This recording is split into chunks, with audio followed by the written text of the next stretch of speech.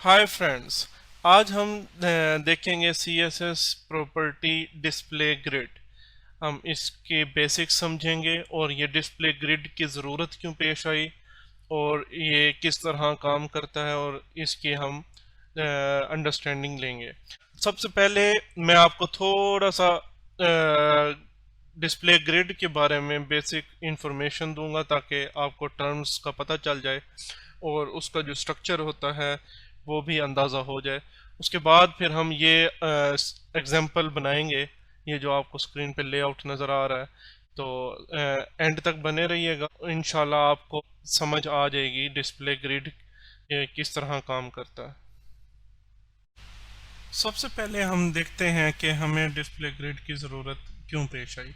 देखिए, अभी तक हम display flex, display block, inline और ये प्रॉपर्टीज़ यूज़ करते आ रहे थे जो कि एक प्रॉपर लेआउटिंग सिस्टम नहीं है, लेआउटिंग प्रॉपर्टीज़ नहीं है, बट हम उनको यूज़ करके एक प्रॉपर लेआउट बना लेते थे। लेकिन डिस्प्ले ग्रिड जो है वो एक प्रॉपर लेआउट बनाने के लिए इस्तेमाल होता है। तो मैं आपको एक एग्जांपल देता हूँ।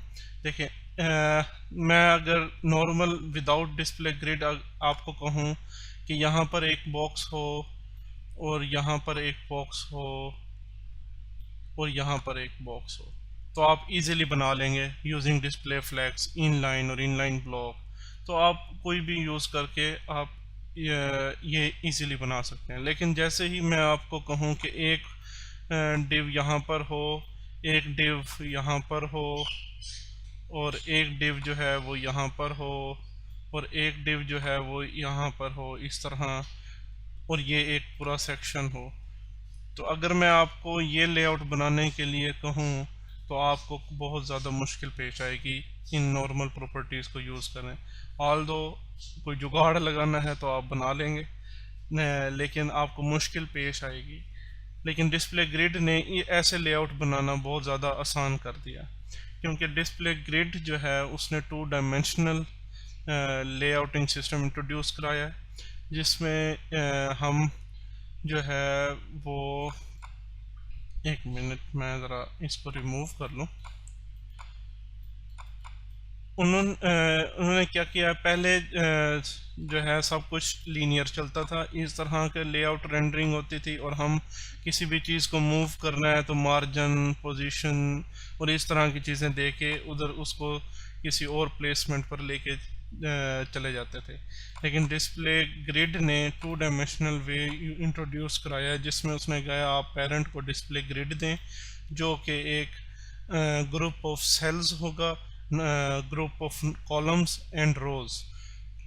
तो आप उस ग्रुप ऑफ कॉलम्स के और रोज के ज़रिए जो सेल्स बनेंगे, आप उन सेल्स में कुछ भी और कभी भी ऐड कर सकते हैं। जैसे कि आप देखें, ये एक डिस्प्ले ग्रिड है, तो मैं अगर इसको 2 बाय 2 के ग्रिड में डिफाइन करूं तो ये इस तरह का कुछ बनेगा, 2 कॉलम्स 2 रोज। अब जो है मैं अगर कोई एलिमेंट बनाता हूं, फर्स्ट एलिमेंट इस एलिमेंट का, इस ग्रिड कंटेनर का, तो फर्स्ट एलिमेंट को ही मैं इस सेल में इजीली प्लेस कर सकता हूँ। ठीक, और इसी तरह अगर मैं दूसरा एलिमेंट बनाता हूँ उसके नीचे, तो मैं उसे इजीली यहाँ पर प्लेस कर सकता हूँ, उसे मैं यहाँ पर प्लेस कर सकता हूँ इस सेल में। इसी तरह मैं ग्रिड के जो है वो कॉलम्स और रोज बढ़ा भी सकता हूँ। सपोज मैंने यहाँ पर इतने इस तरह का कोई लेआउट बना दिया, जैसे कि इस तरह का, तो देखें यहाँ पर 2 रोज और 4 कॉलम्स कह लें, इसे 4 कॉलम्स हैं और 2 रोज हैं। तो अब इस तरह का लेआउट डिस्प्ले फ्लेक्स में बनाने बैठे तो काफ़ी मुश्किल हो जाएगा, या फिर आपको यानी कि एक लेफ़्ट साइड बनानी पड़ेगी, फिर राइट साइड, फिर उसको दो एलिमेंट्स पे डिवाइड करना पड़ेगा, यानी कि इस तरह। लेकिन डिस्प्ले ग्रिड में इस तरह नहीं है। डिस्प्ले ग्रिड में हम उसे नंबर ऑफ रोज कॉलम्स देते हैं और किसी सेल को हम ये भी कह सकते हैं कि वो 2 रोज स्पैन कर जाए, जिस तरह हम टेबल में करते थे। इसी तरह ग्रिड में हम इजीली इनके सेल्स की साइज बढ़ा सकते हैं और किसी भी चीज़ को स्पैन भी कर सकते हैं।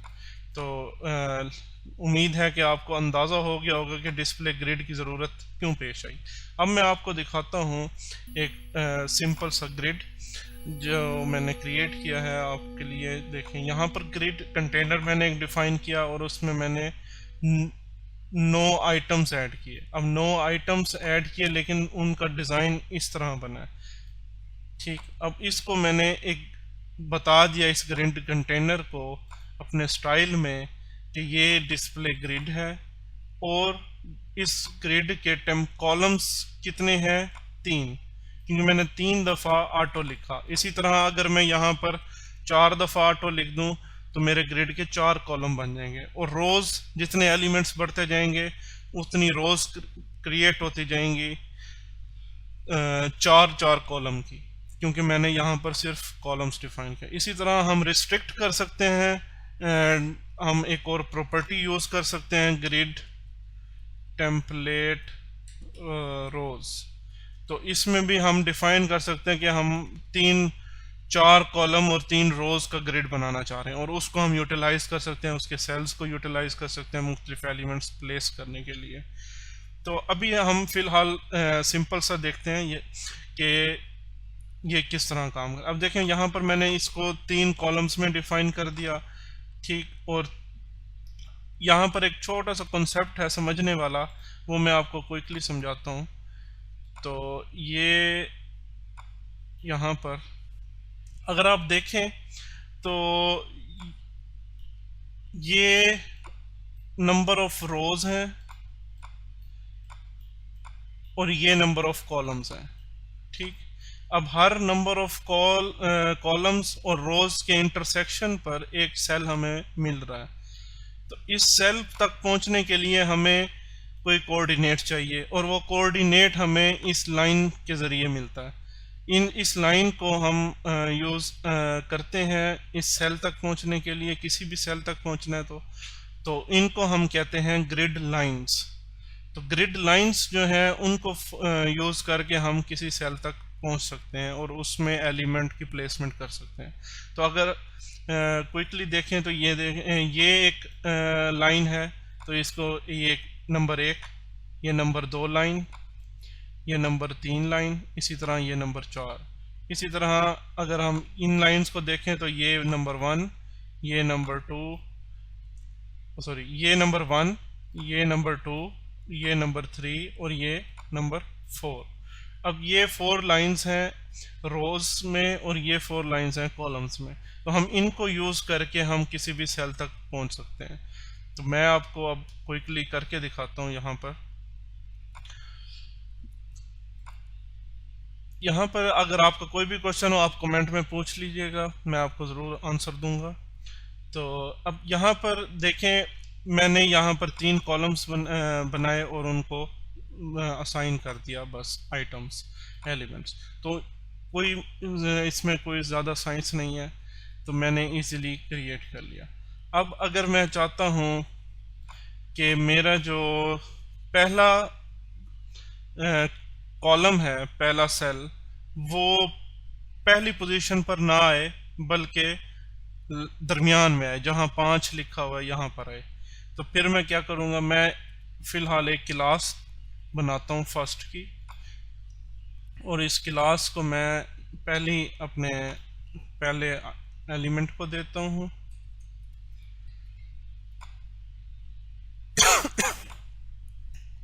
और यहाँ पर मैं ग्रिड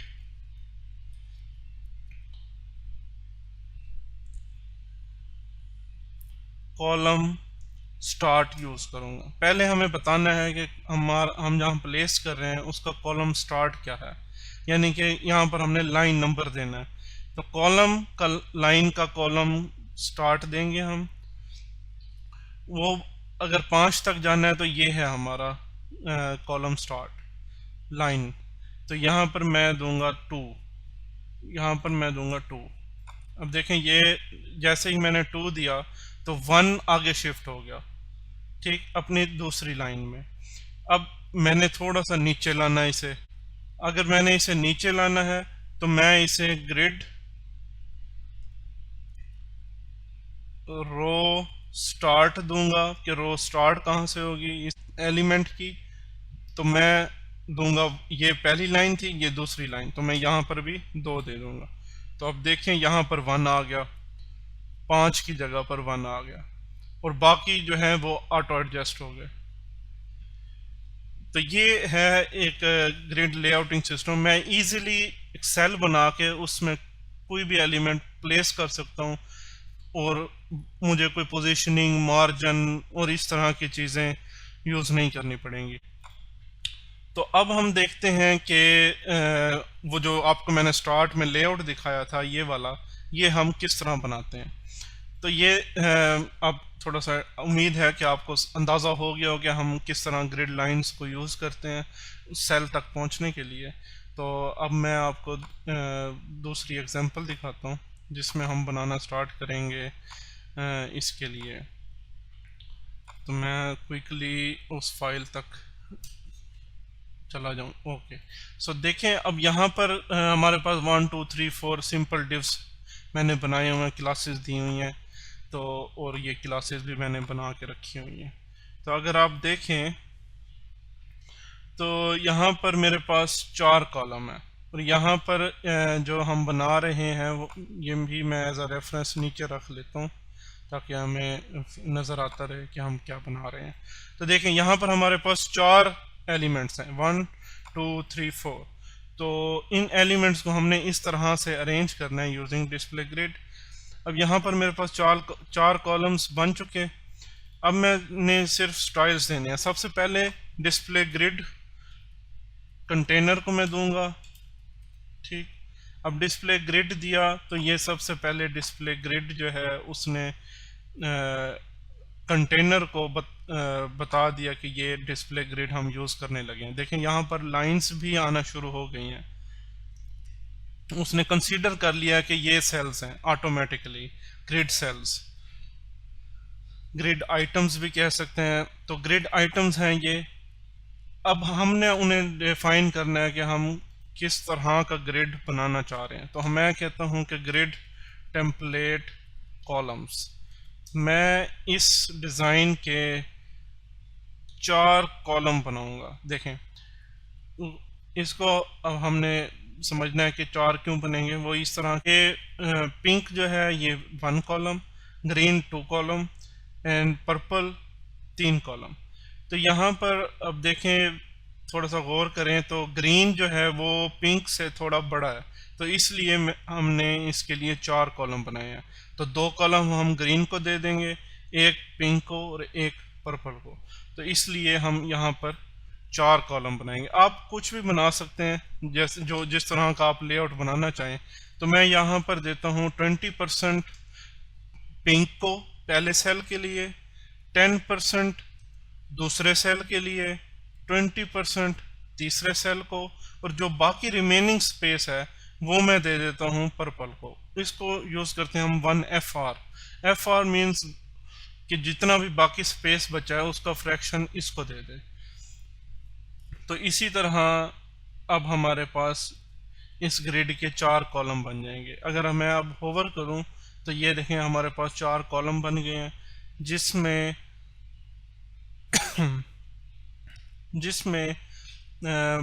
परसेंटेज के हिसाब से एलिमेंट्स को साइज मिल चुका है। तो अब हम थोड़े से इसमें कलर्स और बॉक्सेस को जो है हाईलाइट करते हैं कलर्स देके। तो मैं यहाँ पर एक कलर इसको देता हूँ फर्स्ट को, ठीक। तो ये देखें ये एक फर्स्ट को कलर मिल गया। इसी तरह मैं डिफ्रेंशिएट कर देता हूँ डिफरेंट कलर्स देके ताकि हमें अंदाज़ा होता रहे कि कौन सा बॉक्स जो है वो कितना कौन सा बॉक्स जो है वो कितनी स्पेस ऑक्यूपाई कर रहा है। तो ये अगर आप देखें तो यहाँ पर हमारे पास ये इस तरह 4 कॉलम्स बन चुके हैं। अब हमने इनको पोजीशन करना है ग्रिड के अंदर। देखिए यहाँ पर मैंने 4 कॉलम्स बनाए, रोज़ नहीं बनाई क्योंकि रोज़ ऑटोमेटिक बनेंगी। अब यहाँ पर मैंने 4 कॉलम्स बनाने के बाद मैंने यहाँ पर फर्स्ट एलिमेंट को स्टाइल दिया ग्रिड कॉलम स्टार्ट कि ये नंबर 1 से स्टार्ट होगा और ग्रिड कॉलम एंड जो है वो 4 पर होगा। मीन्स कि 1 2 3 4, तो यहाँ तक पहला जो है आइटम आएगा। तो यहाँ पर मैं 4 दूंगा, तो ये देखें ये 4 तक चला गया। इसी तरह अगर मैं सेकंड को ग्रिड रो स्टार्ट 1 दूं और ग्रिड रो एंड, क्योंकि ये दूसरी लाइन से अब स्टार्ट होंगे, जो सेकंड है वो पहली लाइन से स्टार्ट होगा और दूसरी रो के एंड तक जाएगा, तो इसलिए स्टार्ट 1 से करूंगा और रो एंड जो है इसकी वो है 3।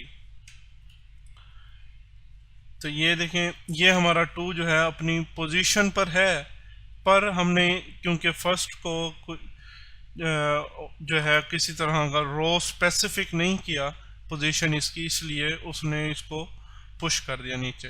अब हम इसको फिक्स करना चाहते हैं कि 1 जो है वो फिक्स हो जाए, तो हम यहाँ पर इसको स्पेसिफाई कर देते हैं ये हमेशा 1 से स्टार्ट होगा, ग्रिड रो स्टार्ट 1 और ग्रिड रो एंड जो है इसका वो 2 पर होगा। तो देखें ये अपनी पोजीशन पर। अब हमने इसको स्पेसिफाई कर दिया कि इसकी पोजीशन जो है वो हमेशा 1 से स्टार्ट होगी और 4 तक जाएगी और ये हमेशा पहली रो में ही रहेगा। तो जैसे ही यह पहली रो पे आया, दूसरा जो था वो उसने बाकी स्पेस ऑक्यूपाई कर ली, क्योंकि हमने उसे कोई कॉलम स्पेसिफाई नहीं किया स्पेसिफिकली, तो इसलिए वो हमेशा सेकंड कॉलम में ही आएगा। तो इसी तरह अब हम देखें थर्ड को देखेंगे। थर्ड जो है उसको मैं ग्रिड रो स्टार्ट 2 देता हूं और ग्रिड रो एंड जो है, देखिए 3 को हमें दूसरी रो से स्टार्ट करना है, इसको भी मैं स्पेसिफाई कर रहा हूं कि दूसरी रो से स्टार्ट होगा और तीसरे ग्रिड लाइन तक जाएगा। तो यहाँ पर मैंने उसको बता दिया ताकि ये स्पेसिफिक हो जाए, और अगर मैं 4 की पोजीशन इधर उधर करूं तो ये रैप ना हो या कोई 2 को रैप ना कर दे, तो इसलिए अब यहाँ पर मैं 4 को जो है वो ग्रिड कॉलम स्टार्ट दूंगा 2, ठीक, और ग्रिड कॉलम एंड जो है इसका वो मैं दूंगा 4। देखिए ये 2 से स्टार्ट हो रहा है यहाँ से और यहाँ तक 4 तक जाना है इसने। 3 का एंड यहाँ पर हो गया 3 और यहाँ पर ये 4th लाइन है इसकी। तो यहाँ पर मैं जब इसे रन करूँगा तो ये देखें आप 4 जो है उसने स्पेस ऑक्यूपाई कर ली इसकी। तो इसी तरह अगर मैं हमारा ये लेआउट बन चुका, अब देखिए मैंने क्या किया, पहले मैंने लेआउट डिफाइन किया कि मेरे कितने कॉलम्स का सेल बनाऊंगा, कितने कॉलम्स के ग्रिड बनाऊंगा, फिर मैंने उन सेल्स की रोज को ग्रिड लाइंस को लेके, कॉलम ग्रिड लाइंस और रो ग्रिड लाइंस को लेके प्लेसमेंट कर दी कि कौन सा एलिमेंट किस प्लेसमेंट पर आएगा और कितने सेल्स को स्पैन करेगा। तो इसी तरह अगर मैं इसकी हाइट बढ़ाऊं, सपोज मैं 300 कर दूं, तो देखें आप ग्रिड कंटेनर की हाइट जो है वो मैं 300 पिक्सल कर देता हूं। तो देखें 300 पिक्सल हुई और जो उसके जितने भी चिल्ड्रंस हैं उन्होंने उसको इक्वली डिवाइड कर लिया रो वाइज, क्योंकि मैंने रो को कोई स्पेसिफिकली विड्थ नहीं दी, कोई स्पेसिफिकली असाइनमेंट नहीं की, इसीलिए। तो यहाँ पर अगर मैं इसको कम करूँ तो देखें ये कम हो जाएगा। तो इसी तरह जो है हम इजीली डिफाइन कर सकते हैं।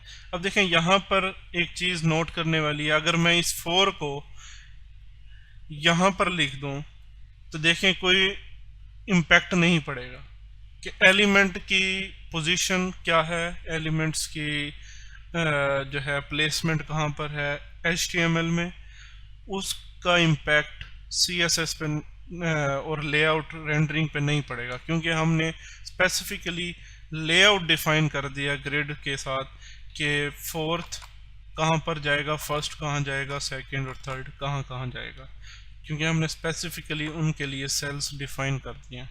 तो अब मैं अगर इनकी तरतीब चेंज भी कर दूं तो कोई ज़्यादा इम्पैक्ट नहीं पड़ेगा, नो इम्पैक्ट। लेकिन अगर हम यहाँ पर एक स्पेसिफिक प्लेसमेंट ना दें तो ज़रूर इम्पैक्ट पड़ेगा यहाँ पर।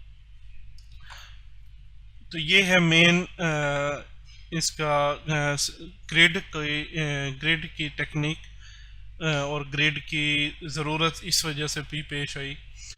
और यहाँ पर जो है अब मैं आपको थोड़ा सा इसमें इमेजेस प्लेस करके दिखाता हूँ कि जैसे हम मुख्तलिफ वेबसाइट्स में देखते हैं कि इमेज गैलरीज होती हैं, इस तरह का लेआउट होता है उनका तकरीबन।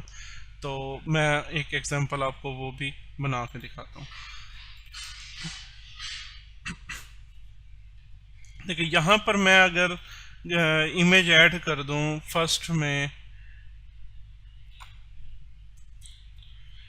देखें यहाँ पर मैंने इमेज ऐड की और वो लोड हो गई, लेकिन इमेज का साइज इतना बड़ा है और हमने कोई फिक्स साइज भी नहीं दिया हुआ। हाइट 200 दी है, लेकिन उसके जब कंटेंट बढ़ा तो उसने हाइट को इग्नोर कर दिया, कंटेनर की हाइट को। तो देखेंगे इस वजह से बहुत अगली लेआउट हो गया। तो हमें इस चीज़ को एडजस्ट करना है। तो मैं सबसे पहले इमेज को मैक्स विड्थ दूंगा कि वो 100% से ना बढ़े। ये हमारा कुछ लेआउट सेट हो गया। अब यहाँ पर जो है मैं इमेज को थोड़े से सेट करता हूँ कि वो अपने कंटेनर को की फुल हाइट और विड्थ ऑक्यूपाई करे। तो मैं यहाँ पर इसको दे देता हूँ विड्थ 100%, मैक्स विड्थ हम ख़त्म कर देते हैं, हाइट 100%, और यहाँ पर हम यूज़ कर लेते हैं ऑब्जेक्ट फिट कवर की प्रॉपर्टी। तो देखें ये जो है ये पूरा सेल जो है नंबर 1 का वो ऑक्यूपाई कर लेगा। और इसी तरह मैं तमाम कॉलम्स के अंदर इमेजेस भी लोड कर देता हूँ। जैसे 2 में भी हम सेम इमेज लोड कर लेते हैं, 3 में भी सेम इमेज और 4 में भी सेम इमेज। अब यहाँ पर अगर आप देखें तो ये हमारा लेआउट उसी तरह जिस तरह हमने डिफाइन किया था वही रहा, और यहाँ पर हमारी इमेजेस हर बॉक्स में इजीली प्लेस होगी। इसी तरह हम इमेजेस चेंज भी कर सकते हैं, और लेकिन हमारा लेआउट कभी भी डिस्टर्ब नहीं होगा क्योंकि हमने डिफाइन कर दिया। तो यहाँ से अगर मैं हाइट जो है यहाँ से ख़त्म कर दूँ तो भी मेरा लेआउट जो है वो सही चलेगा। उस वक़्त क्योंकि हमारे पास कंटेंट नहीं था अंदर, इसलिए हाइट देनी पड़ रही थी। अब जो है हमारे पास कंटेंट है तो मैं हाइट रिमूव कर देता हूँ। तो ये इम्पैक्ट पड़ता है यहाँ पर। अब हम देखें यहाँ पर क्या करेंगे, हम यहाँ पर थोड़ी सी स्पेस देते हैं जैसे कि मुख्तलिफ गैलरीज में होता है। तो हम गैप एक प्रॉपर्टी है वो यूज़ करेंगे। और ये है लेआउटिंग। तो हम इस तरह परसेंटेज से सेल्स बना सकते हैं। इनको हम परसेंटेज दे सकते हैं, पिक्सल्स दे सकते हैं, 1FR दे सकते हैं। इसको अगर हम चेंज करना चाहे वो भी कर सकते हैं। इसमें अगर हमने सेम वैल्यूज़ के 4 कॉलम्स बनाने हैं तो हम रिपीट फंक्शन है CSS का वो भी यूज़ कर सकते हैं। जैसे कि मैं अगर कहूँ मुझे 4 कॉलम्स चाहिए और वो सारे जो हैं 20 पिक्सल साइज है उनका, तो आप देखें यहाँ पर जो है उनका 20 पिक्सल साइज हो जाएगा। ठीक इसी तरह अगर हम यहाँ पर रिपीट करना चाहें कुछ भी तो हम इजीली रिपीट कर सकते हैं। तो ये रिपीट फॉर ऑटो मींस तो जो भी फुल विड्थ है उसको ऑटो 4 कॉलम्स में डिवाइड कर दें। तो ये एक शॉर्ट हैंड है अगर आप रिपीटिंग वैल्यूज़ यूज़ कर रहे हैं, वरना आप इजीली खुद डिफाइन कर सकते हैं ईच कॉलम। एक और इसका कॉन्सेप्ट है जो है कि हम नेम्ड सेल्स यूज़ कर सकते हैं, यानी कि बजाय इसके कि 20% और 10% दें, हम किसी एरिया की ग्रिड एरिया उसे कहते हैं, ग्रिड एरिया को हम डिफाइन कर सकते हैं कि ये एरिया इस नाम से है। और जब हम नाम डिफाइन कर लेंगे उस एरियाज के, तो फिर हम किसी भी एलिमेंट को वो नाम कहेंगे कि हम इस एरिया में प्लेस हो जाओ, तो वो जो है वो उस एरिया में प्लेस हो जाएगा। मींस कि जैसे कि अब यही सेम लेआउट में लेके चलूं, तो यहाँ पर मैं अगर ग्रिड टेम्पलेट कॉलम्स जो हैं वो यहीं रहने देता हूँ, लेकिन हम यहाँ पर ग्रिड, क्योंकि ग्रिड लाइंस यूज़ कर रहे हैं, ग्रिड लाइंस को मैं थोड़ा यूज़ करना कुछ लोगों के लिए या कुछ लेआउट्स के लिए मुश्किल हो जाता है, तो उसको आसान करने के लिए हम नेम्ड एरियाज यूज़ करते हैं। ग्रिड टेम्पलेट एरियाज उसे कहते हैं। तो यहाँ पर मैं ग्रिड टेम्पलेट एरियाज डिफाइन करूँगा। यहाँ पर हम एरियाज उसी तरह यूज़ डिफाइन करते हैं जैसे हम कॉलम करें, पर हम वैल्यूज़ नहीं देते बल्कि नेम देते हैं। जैसे कि अब देखें, मैं फर्स्ट कॉलम को पहला कॉलम दे देता हूँ, सेकेंड कॉलम को नाम दे देता हूँ। अब इसका मतलब ये है कि एक रो जिसके दो कॉलम, तो यहाँ पर अगर मैं इस तरह दे दूँ और यहाँ से मैं ये तमाम प्रॉपर्टीज़ ख़त्म कर दूँ फर्स्ट में से, और ये भी ख़त्म कर दूँ, यानी कि अभी हम ग्रिड एरिया को डिफाइन करते हैं और उसको समझते हैं। तो यहाँ से मैं अगर इनकी प्रॉपर्टीज़ ख़त्म कर दूँ तो यह इस तरह का रिज़ल्ट हमारे पास आएगा।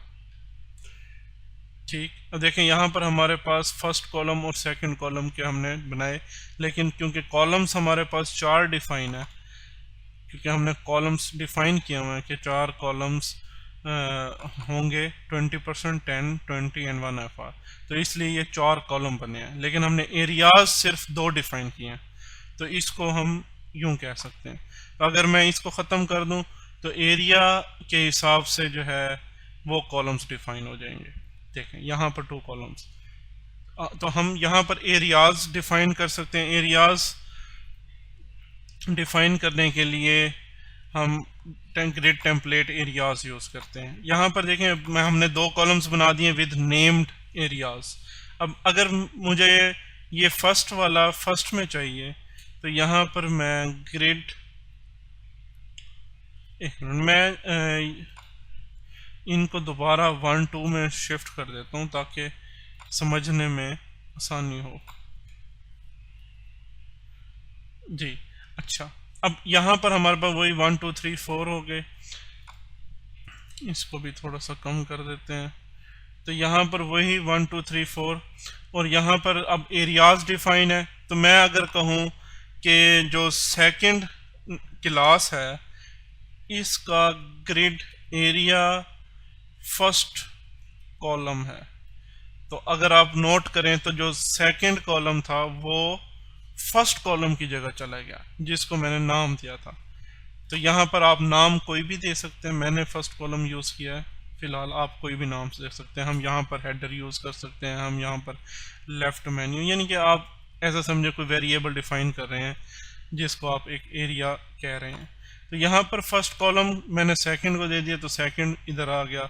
इसी तरह अगर मैं ये एरिया यहाँ पर डिफाइन कर दूँ तो ये यहाँ पर आ जाएगा। तो इस तरह हम एरियाज डिफाइन करके चीज़ें ऊपर नीचे कर सकते हैं। तो अब हम ट्राई करते हैं कि वही सेम लेआउट ग्रिड एरियाज को यूज़ करके। अब देखें, फर्स्ट कॉलम हमने वहाँ पर 4 कॉलम बनाए थे, तो यहाँ पर भी हमें 4 कॉलम चाहिए। तो यहाँ पर मैं अगर कहूँ कि फर्स्ट कॉलम को मैं 3 कॉलम दे देता हूँ, असाइन कर देता हूँ, और सेकंड कॉलम को 1 असाइन कर देता हूँ। ठीक, इसी तरह अगर मुझे मल्टीपल रोज बनानी है तो मैं इजीली यहाँ पर रोज डिफाइन कर सकता हूँ। ये स्पेस दे के हम दोबारा एक सेट ऑफ कॉलम्स बना देंगे। अब हमें चाहिए था थर्ड कॉलम, लेकिन यहाँ पर पिंक वाला थर्ड कॉलम, इसको मैं नाम देता हूँ थर्ड कॉलम, और ग्रीन उसके बाद चाहिए हमें तो फोर्थ कॉलम। इसी तरह अब हम दूसरी रो जो डिफाइन कर रहे हैं तो हम उसी के हिसाब से चलेंगे। अब फोर्थ कॉलम देखें 2 कॉलम्स ऑक्युपाई कर रहा था, तो हम इसको फोर्थ कॉलम लिख देते हैं कि फोर्थ कॉलम 2 कॉलम ऑक्युपाई करेगा, स्पैन करेगा, और सेकंड कॉलम लास्ट में, और ये दोनों एंड पे मैच हो जाएंगे।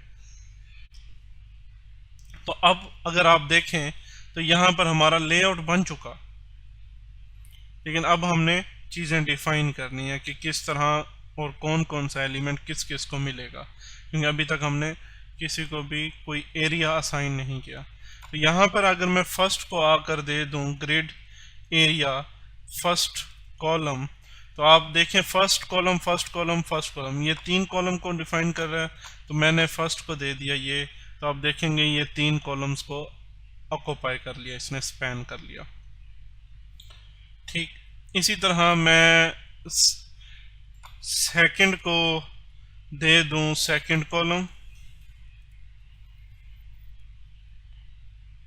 तो इसने सेकंड कॉलम को, अब देखें इसने ऑटोमेटिकली 2 रोज को ऑक्यूपाई कर लिया, क्योंकि मैंने यहाँ पर ही सेकंड कॉलम लिखा था और दूसरे में भी सेकंड कॉलम है, तो ये इसने ऑटोमेटिकली ऑक्यूपाई कर लिया दोनों को विद सेम नेम। तो इसी तरह मैं थर्ड को जो है वो थर्ड कॉलम दे देता हूँ असाइन। ठीक, और फोर्थ जो है फोर्थ को, क्योंकि हमने यहाँ पर 2 कॉलम असाइन किए हुए हैं, तो यहाँ पर जब मैं इसको फोर्थ एरिया दूंगा फोर्थ कॉलम का, तो ये ऑटोमेटिकली स्पैन हो जाएगा। अब देखें ये वही सेम लेआउट बन चुका है जो हमने पहले बनाया था, लेकिन अब हमने ग्रिड टेम्पलेट एरियाज को यूज कर लिया। तो यहाँ पर अगर मैं यहाँ पर आकर हाइट दे दूं कि इसकी हाइट जो है वो 300 पिक्सल होगी टू मेक इट बिग, तो ये देखें ये इस तरह। अगर अब देखें यहाँ पर वो इक्वली डिवाइडेड कॉलम्स बना रहा है। अगर मुझे कुछ परसेंटेज देनी है तो मैं यहाँ पर टेम्पलेट कॉलम्स में कॉलम्स की परसेंटेज डिफाइन कर दूंगा कि मुझे पहला कॉलम 20% चाहिए, दूसरा 10% और तीसरा 20%, और बाकी जो भी रिमेनिंग स्पेस है वो 1FR को दे दे। तो ये इस तरह से हम जो है ग्रिड को यूज कर सकते हैं। ये एक इसका डिफाइनिंग स्ट्रक्चर है। तो अगर आप इस चीज़ को अंडरस्टैंड कर लें तो आप इजीली ग्रिड को यूज कर सकते हैं। तो अगर आपका कोई भी क्वेश्चन हो आप ज़रूर कमेंट कीजिएगा, और thanks for watching till and. अगर आपको ग्रिड की कोई और नई प्रॉपर्टी समझनी है तो आप ज़रूर कमेंट करें, या अगर आपको किसी प्रॉपर्टी में कंफ्यूजन है तो भी कमेंट करें, मैं आपको ज़रूर रिप्लाई दूंगा। तो सब्सक्राइब करना ना भूलिएगा, और नोटिफिकेशन आइकन को भी प्रेस करना ना भूलिएगा, ताकि मैं अगर न्यू वीडियो अपलोड करूं तो आप सबको नोटिफिकेशन आ जाए। थैंक यू, अल्लाह हाफिज़।